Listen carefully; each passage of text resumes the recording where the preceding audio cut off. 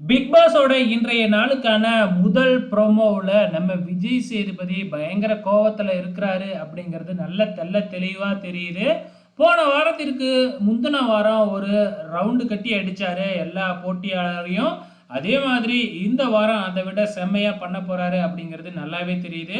அவர் கையில வேறையா ஒரு ரெட் கலர்ல ஒரு கார்டு இல்ல, ஒரு கட்டை மாதிரி வச்சிருக்கிறாப்ல. அது எதுக்காக வச்சிருக்கிறாரு அப்படிங்கிறது தெரியல. ஏன்னா வர்ற அப்டேட் பிரகாரம் பார்த்தீங்கன்னா ஆரம்பத்தில் கணித்திரு அவர்கள் எலிமினேட் அப்படின்னு சொன்னாங்க. இப்போ திவாகர் எலிமினேட் அப்படிங்கிற மாதிரி நியூஸ் வந்திருக்கு. ஒருவேளை திவாகருக்கு ரெட் கார்டு கொடுத்துருக்குறாங்களா அப்படிங்கிறது புரியல. காரணம் என்ன அப்படின்னு பார்த்தீங்கன்னா அவர் ஜாதியை பற்றி அதிகமாக பேசுறதுனால கண்டிப்பாக வந்து ரெட் கார்டு கொடுக்கறதுக்கு வாய்ப்புகள் அதிகமாக இருக்குது. பொறுத்திருந்து தான் பார்க்கணும். ஒருவேளை திவாகர் மட்டும்தான் எலிமினேட்டா இல்லை டபுள் எலிமினேட்டா அப்படிங்கிறது தெரியல.